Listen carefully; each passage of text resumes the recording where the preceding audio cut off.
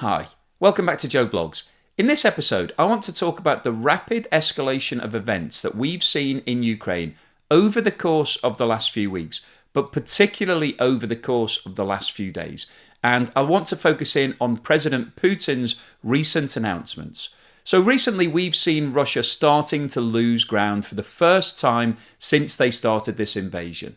In the early stages of this war, Russia took over a lot of Ukrainian territory, around 20% of the country by landmass. But over the last few weeks, Ukraine, who's being supported by the West in terms of military and financial support, has started recovering some ground. And it's been reported that over 6,000 square kilometres have been taken back from Russia, and that Russian forces have been retreating and abandoning their equipment. And there's now a big question mark as to whether or not Russia has sufficient capacity and personnel to be able to carry on with this war to the same extent as it has for the last 6 months. Now, in direct response to this, Russia has come out aggressively and made a number of announcements. Firstly, Russia have announced a number of referendums to be held in Ukraine. Secondly, they've announced the mobilisation of 300,000 reservists. And thirdly, and most concerningly, President Putin has issued a warning to all of the countries that are supporting Ukraine that Russia is prepared to use any means necessary to defend its territory. And there's a strong implication that he's considering a nuclear strike. So in today's video, we'll go through the announcements that Russia have made. We'll have a look at President Putin's speech where he's issued a direct warning to the West about the potential for nuclear war. I'll then show you which countries actually have nuclear weapons and where those nuclear warheads are estimated to be located. We'll then talk about the scenarios whereby Russia could use nuclear weapons. So it's not just a case of nuking the whole of Ukraine. There are different levels that President Putin could use to be able to deploy nuclear strikes. So we'll go through 4 different scenarios that Russia have at their disposal. And we'll then look at the potential responses from the West, because again, it's not just a case of an all-out nuclear war. There's different levels of responses depending on what decisions are made by the leaders of NATO. And then finally today I'll finish up with my summary as to what I think the chances are of this war escalating. Firstly, to bring in the other countries, so the NATO countries, in defence of Ukraine. And then secondly, how likely it is that this conflict could actually escalate into some form of nuclear war. And on that front, I'll give you the heads up that some senior military personnel have stated that the current situation is the closest we have come to a nuclear war starting since the Cuban Missile Crisis in 1962. So any time in the last 60 years, this is the highest likelihood. So that covers the whole of the Cold War period in the 70s and the 80s. So before we get started on all of that, I'm going to ask you for a thumbs up at some point during this video if you're enjoying the content. Please subscribe if you haven't done so already. Don't forget, I always include chapters in these videos, so if you don't have time to watch the whole thing, you can skip over stuff. And if you'd like to support the channel, please have a look below where you'll find links to YouTube's Super Thanks and membership, as well as Buy Me a Coffee, Patreon and Amazon links. And once again, I'd like to say thank you so much to everybody that has supported me, either by buying me a coffee or a super thanks, or joining Patreon or the membership scheme, or even clicking through the Amazon links. It really does help to keep me motivated. It is challenging on some days to keep producing the content on a regular basis, so thank you very much to everybody who supported me. I really appreciate it. As I stated at the start of the video, Russia has been losing ground to Ukraine over the last few weeks, and there are question marks now as to whether or not Russia have sufficient resources to be able to continue holding on to all of the territory that it's invaded. Now, in direct response to this, President Putin has come out and announced that he is mobilising 300,000 men who are in the reserves in Russia. Now, this action has been introduced as a result of a decree that was signed by President Putin and is the first time that Russia has mobilised troops since World War II. In an early morning televised address, President Putin announced that more manpower was needed, not just to beat Ukraine, but also its Western allies. It was also announced that the official number of Russian soldiers who've been killed during this conflict is now 5,937, which is an interesting statistic because it's significantly lower than the estimates that are being made by the West, which are coming in anywhere between 30,000 and 50,000 losses. The current mobilisation is only focused on reservists. So these are people who've signed up to join the army in some form, either people who've already served, who've been released, or joined specifically to be part of the reservist movement. So this announcement doesn't involve the enforced conscription of individuals. However, it's interesting that in the press it's been reported that there has been a huge increase in demand for flights out of Russia by men who are seeking to leave the country before there is any risk of actually being conscripted, to be forced to go and fight in Ukraine. Now, the statement that Russia is making with regards to this mobilization is very clear. They are not prepared to give up on this war.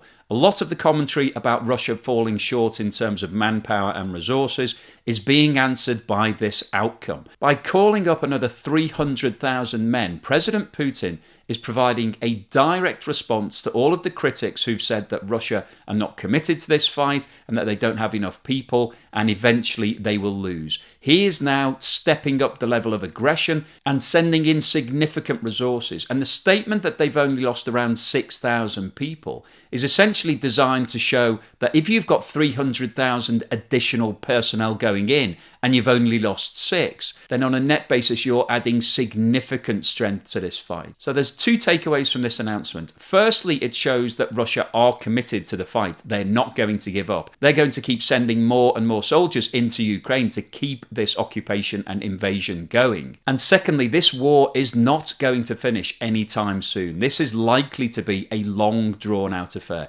That's the message that Russia wants to send to the rest of the world in order to try to get some sort of resolution. And we'll come on in a second to talk about the referendums that have been announced. Russia now has a master plan. It's beefing up all of its operations. It's issuing signs of strength to the rest of the world. And this is all designed to try to complete the annexation of the 20% of Ukraine that Russia is currently occupying. And before we move on any further, I want to talk to you about today's sponsor, Ground News. Now, I'm often asked, where do you find your stories from? How do you find this data? And it is quite difficult because I'm constantly searching around on all of the news channels and talking to people and trying to uncover stories that I think would be interesting for you guys to watch. And Ground News is a really exciting website and app that is the world's first news comparison platform. It pulls together stories from more than 50,000 sources and posts them real time so you can see breaking news as and when it happens. But what's really different about Ground News is it gives you a breakdown of where that news originates from. So you can see who owns the news channels that's posting these stories, what level of factuality that story contains, and what political bias that news outlet has. So let's have a look at the articles that Ground News posted relating directly to today's video. So this page shows all of the news articles that Ground News have aggregated talking about President Putin's escalation of the war and his threat to deploy nuclear weapons. So you can see that there were 47 sources here, 10 of them leaning to the left, 6 to the right, and 25 to the centre. If we scroll down, we can see all of these articles are listed here, so I can click through into any of these if I want to read them in more detail. It tells you who's posted the article, whether it's centre, left, or right, the factuality rating of the source reporting on that article, and then who owns that news source. You can browse for free or subscribe for as low as $10 per year. To stay fully informed on issues like this, click on the link below, groundnews.com/Joe Blogs, and subscribe for unlimited access to media transparency, bias, blind spots, and comparative reporting coverage. Alongside the mobilisation, it's also been announced that the 4 regions that are currently occupied by Russia, which are Donetsk, Luhansk, Zaporizhia, and Kherson, are all going to hold referendums to ask the people of those regions if they would like to join Russia on a legal basis. Now, these referendums have been announced by the Russian-appointed officials who are now in charge of these regions. So obviously this is not being designed by Ukraine. They're not encouraging their people to vote to join Russia. But Russia are doing this because they want to prove that the people of these areas see themselves more as Russian rather than Ukrainian, and therefore they should rejoin Russia. And this is exactly what Russia did in Crimea in 2014. They went in, they occupied the whole area, they took it over. They then held a referendum, and 97% of the people who voted in favour of joining Russia, and Russia therefore annexed Crimea. So they're following exactly the same pattern as they've done previously to take over this area. Now, in terms of the legality of this vote, Ukraine and the West have stated that it is illegal, and therefore they will not recognise the outcome of any voting process. However, the big concern here is that President Putin has come out and stipulated that this will be a legally binding vote. And once these areas vote to move back to Russia, they are then seen by the Russian authorities as being part of Russia, and therefore any warfare that goes on within these zones is essentially war against Russia. And this is where things are starting to escalate. And this is why President Putin is now threatening nuclear strikes. Because he's saying that once this vote has taken place, all of this land officially becomes Russian, and any Ukrainian aggression against those areas is essentially a war against Russia. Now, this is one of the first times that we've heard President Putin referring to this situation as a potential war. Up until now, this has been a special military operation. But as soon as these areas go back to being Russian, he could then declare that this is a war between Ukraine and Russia. So that would raise things to a different level. And the mobilization we've seen is really another step towards that, because you only mobilize your reserves if you're in some form of active conflict, a war. So let's have a look at the televised address that President Putin gave. Сделаем все, чтобы обеспечить безопасные условия для проведения референдумов. Для того, чтобы люди могли выразить свою волю. И то решение о своем будущем, которое примет большинство жителей Донецкой и Луганской народных республик, Запорожской и Херсонской областей, мы поддержим. В своей агрессивной антироссийской политике Запад перешел всякую грань. Мы постоянно слышим угрозы в адрес нашей страны, нашего народа. Некоторые безответственные политики на Западе не только говорят о планах по организации поставок в Украине дальнобойных наступательных вооружений, систем, которые позволят наносить удары по Крыму, другим регионам России. Такие террористические удары, в том числе и с использованием западного оружия, уже наносятся по приграничным населенным пунктам Белгородской и Курской областей. В ход пошел и ядерный шантаж. Речь идет не только о поощряемых Западом обстрелах Запорожской атомной электростанции, что грозит атомной катастрофой, но и о высказываниях некоторых высокопоставленных представителей ведущих государств НАТО о возможности и допустимости применения против России оружия массового поражения, ядерного оружия. Тем, кто позволяет себе такие заявления в отношении России, хочу напомнить, что наша страна также располагает различными средствами поражения, а по отдельным компонентам и более современными, чем у стран НАТО. И при угрозе территориальной целостности нашей страны для защиты России и нашего народа мы, безусловно, используем все имеющиеся в нашем распоряжении средства. Это не блеф.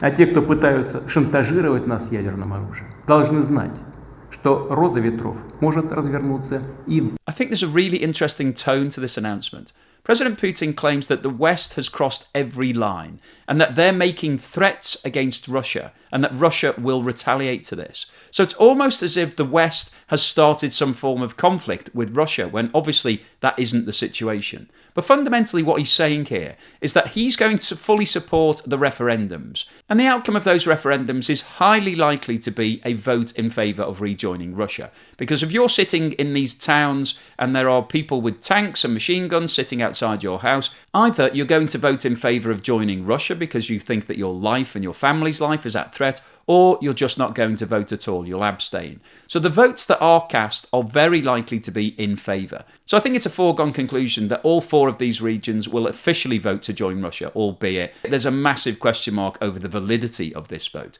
But as soon as that happens, Russia will then see all of that territory as being part of Russia. And that's the concerning perspective, I think, in terms of the escalation of this war. But the biggest concerns about his statement are obviously all of the direct references to nuclear weapons and nuclear strikes. And he's made it very clear that Russia has a lot of nuclear weapons, and he actually referred to advanced technology. And that's the Satan II weapon.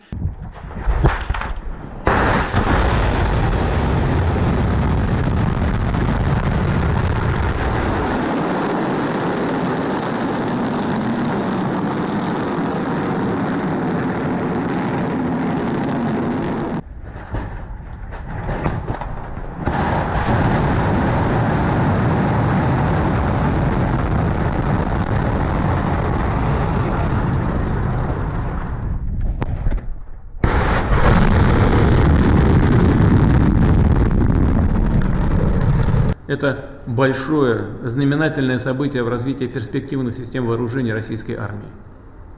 Новый комплекс обладает высочайшими тактико-техническими характеристиками и способен преодолевать все современные средства противоракетной обороны. Аналогов ему в мире нет и еще долго не будет. Это действительно уникальное оружие будет укреплять боевой потенциал наших вооруженных сил. Надежно обеспечит безопасность России от внешних угроз и заставит задуматься тех, кто в полуоголтелой агрессивной риторике пытается угрожать нашей стране. So as this conflict escalates and Russia starts to lose its grip more on Ukraine, the big question is, will President Putin be prepared to use nuclear weapons rather than losing this war? Before we go on to talk about the different scenarios under which Russia could use nuclear weapons, I thought it'd be worth looking at which countries actually have nuclear weapons and where all of those nuclear warheads are located. Now, there's no official database. This is a very secretive area. If you're a defense ministry, you don't want to tell anybody else where your weapons are located because obviously they could be targeted in the event that there was some form of conflict. But this graphic shows you the 9 countries who officially have nuclear weapons. So the 2 largest countries are the USA and Russia, which have somewhere around 5,500 to 6,000 nuclear weapons each. The country that's reported to have the next largest arsenal is China, followed by France, United Kingdom, Pakistan, India, Israel, and North Korea. Now, this graphic shows the location of those nuclear weapons, and they're split into 3 different categories. The first are the red dots, which are operationally deployed. So these are weapons that have been situated strategically in the event of the need for usage. The blue dots represent long-term storage, so these are not weapons that are armed and ready to be used immediately. And the yellow dots relate to either design and production of new weapons or old weapons that are due to be dismantled. So as you can see, both the USA and Russia have a variety of red, blue and yellow dots, as you would imagine. And there are a variety of blue, red and yellow dots in China, Pakistan, India, Korea and Israel. But what's interesting about this graphic is that there are only 2 countries in Europe that officially have their own nuclear weapons, being the UK and France. However, the cluster and the number of red dots around Europe represents the most operationally deployed nuclear weapons anywhere in the world. And the reason for this is the NATO alliance and the fact that US and European weapons are being deployed in a variety of countries with a view to being able to be used to strike against an aggressive nation, predominantly Russia. So unofficially, it's been reported that the US has shorter range nuclear weapons located in Belgium, Germany, Italy, the Netherlands and Turkey. This means that if Russia decided to deploy any of its nuclear weapons or threatened to do so, then the US would not have to rely on long-range missile launchers to be able to counter-strike. They basically have nuclear weapons ready and armed and could deploy those within a short space of time in a response to a Russian strike. A nuclear warhead is the definitive weapon of mass destruction. It will cause maximum damage in the area that it's targeted towards. So if Russia does decide that it wants to deploy a nuclear strike, it will need to decide what the target is. And there's a number of different options. When people talk about nuclear war, everybody just assumes it's mutually assured destruction, that the whole world will just disappear into a mushroom cloud. We'll all die either in the immediate blast or in the radioactive fallout that's to follow. But that's really the Armageddon scenario. There are different sizes of nuclear weapons, and you can target these things into different areas. So I'll walk you through 4 different scenarios that Russia has at its disposal in an event to try to bring a conclusion to this war, because I think what Russia is trying to do here is blackmail all of the West and Ukraine into giving over this territory that Russia is occupying. The 20% of Ukraine that it's currently taken, it wants to make that part of Russia and then close down this this war in exactly the same way as it did with Crimea back in 2014. And that would obviously leave open the potential of Russia doing something like this again at some point in the future. But I think that's what President Putin is doing. He's looking to consolidate on the gains that Russia have made, and in order to do that, he needs to force the West into some form of peace agreement. And a nuclear strike could be a really effective way of calling everybody around the table. So the first option that Russia has would be to issue some form of warning sign. And the way that they could do that would be by detonating a nuclear bomb somewhere over the Black Sea, because that would mean that nobody was actually killed in the initial blast, but it would send shockwaves all around the world, because it would be the first time since World War II that a country had actually detonated a nuclear bomb in the course of a war. Now, out of all the terrible options, this would be the best case scenario, because we wouldn't see mass loss of life and there wouldn't be a need for an immediate response from the West because nobody had actually been killed. So Russia could use this as a tactic to say, we are prepared to use nuclear strikes.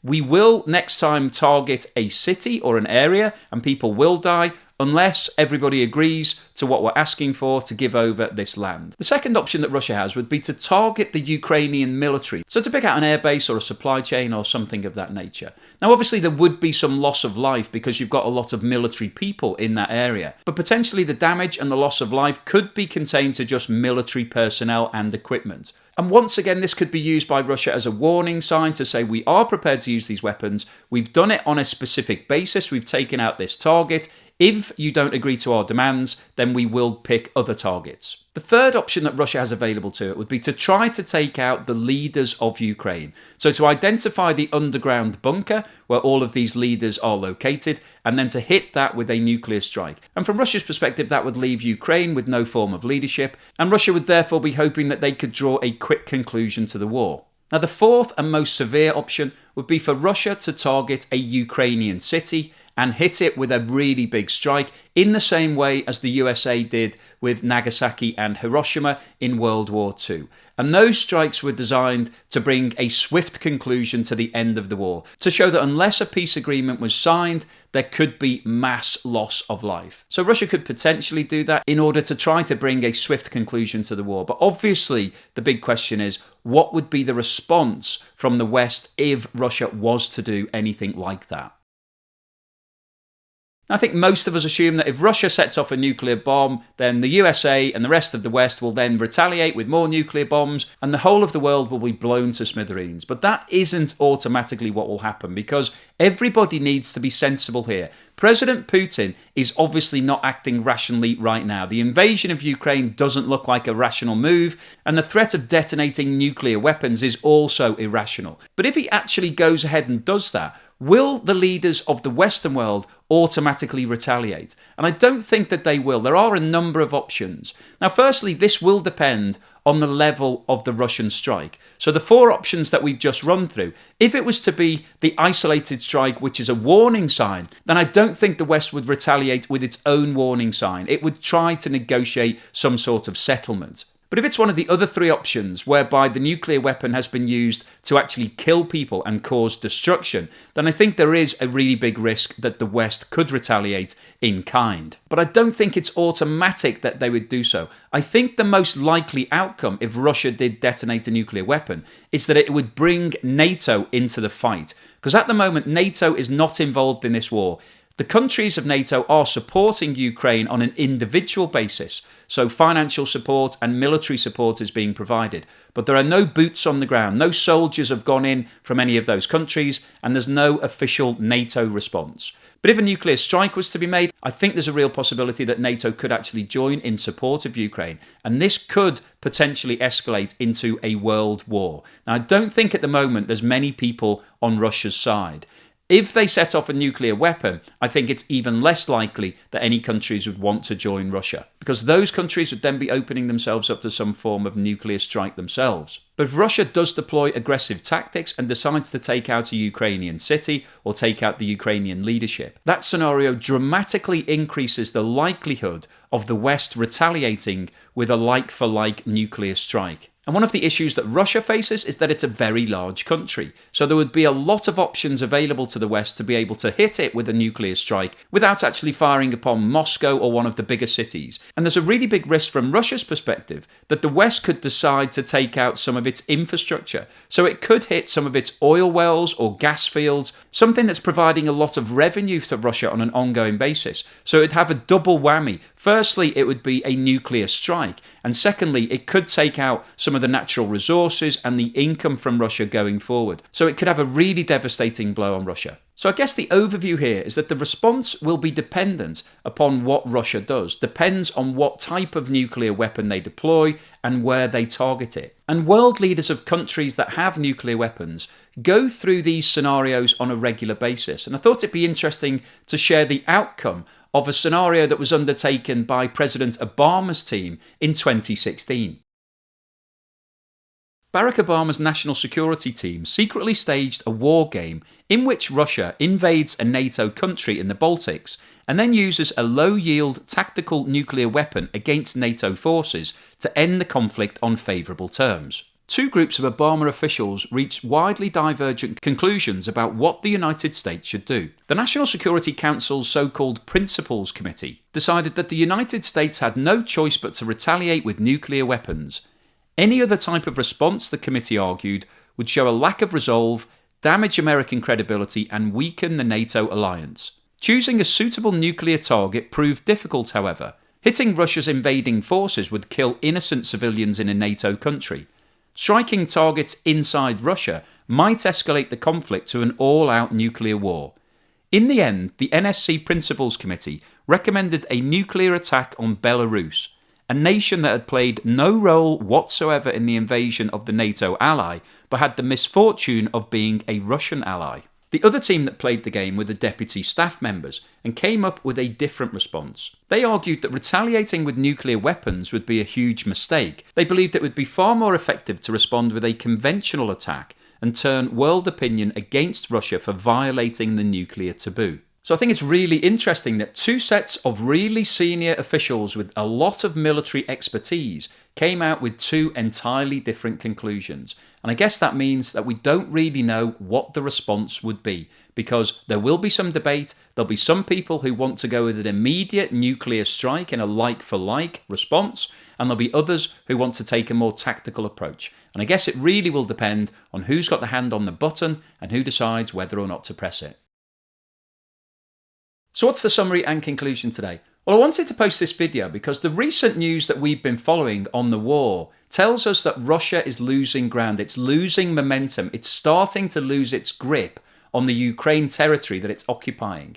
And obviously that's good news from Ukraine's point of view. They're now bolstering their resources, they're getting more support, and they're trying to make a big push before the winter to close down this war, to achieve victory and to get Russia to retreat entirely from Ukraine. But from Russia's perspective, President Putin has come out swinging. They've come back very aggressively with lots of statements. Firstly, they've announced that they're mobilizing 300,000 more men. So that's an intent to send a lot more people into Ukraine, which tells everybody that they're not likely to retreat and not likely to give up any of this territory. Secondly, they've announced referendums in all 4 areas, which is a tactic that they've deployed before. It worked for them really well in Crimea, and this was obviously the master plan from the start. And then thirdly, President Putin has now followed up by stating that the West have crossed the line and that Russia has nuclear weapons, they're not bluffing, and they're not afraid to use those weapons. So I think what's happening here is that Russia are making efforts now to try to bring a conclusion to this conflict. It's taken a lot longer than they expected to achieve their goals, and they've lost a lot more equipment and personnel. So this has been a much more difficult war than President Putin was hoping for. And the fact that Russia has been losing ground recently is humiliating and embarrassing for him. So he's now come aggressively onto the front foot to try to bully Ukraine and the West into agreeing to his demands. But unfortunately, I don't think that anybody is likely to give over this land and agree to what Russia is asking for anytime soon. So the big concerns that we've got now is that Russia are saying we're not bluffing, we're prepared to use nuclear weapons, we are ready for a long fight in this war. And the West is essentially saying the same sort of thing. They're not prepared to let this part of Ukraine go back to Russia and to bow down to President Putin's blackmail. So we've got two sides here who are both prepared to go all the way in this war. And that's the really concerning thing. And that's why commentators are saying that the potential of nuclear war right now is higher than any time in the last 60 years. Because Russia is not winning this war. It's not going the way that it wanted. And so the next option potentially for President Putin is to bring out his big guns, his big weapons, and to start to use them. Now, Ukraine doesn't have any nuclear weapons. So if it was just a fight between Ukraine and Russia, it's a no-brainer. Russia would win all day long. But NATO and the West are sitting in the wings. And President Putin has called them out in his statement. He actually stated that the West were aggressively coming against Russia. So he's effectively calling out the West and saying, I'm prepared to use my nuclear weapons. What are you prepared to do? Now, the West is not going to strike first, but there is a possibility that President Putin could use these weapons. Back in January, nobody thought that Russia was going to invade Ukraine. They'd amassed a whole load of troops on the border, but everybody thought it was just posturing and he was doing it to threaten NATO so that they wouldn't allow Ukraine to join. However, everybody was shocked and surprised when Russia actually invaded Ukraine. Nobody expected it to happen. And I guess that's the concern here, is that everybody's saying it will never happen. There's no chance that Russia would set off a nuclear bomb because they'd be crazy to do so. But they've done things that are relatively crazy in the past. So there is a chance, there is a possibility that this could happen. And as I showed you earlier in the video, Russia are claiming that they've developed new technology which would allow them to send nuclear weapons more than 10,000 miles away. So that would open up the possibility of Russia deploying nuclear weapons against the USA. And of course, that's the undertone here. That's what President Putin wants everybody to listen to. He's showing people he's got the capability. He's saying, I'm not bluffing, I'm prepared to use this. So there is an undercurrent of threat directly against the USA here. And that's the concern, is that if we draw the USA into this fight, then it could end up being real carnage. Now, I haven't got time to go into the details of that, but I can tell you that if we did have a nuclear war, it would be really bad news for the global economy. So I'll keep you posted on any further news and developments and stories like this. If you've enjoyed what I've said today, if you thought it was interesting, educational and thought-provoking, then please give me a thumbs up and don't forget to subscribe if you haven't done so already.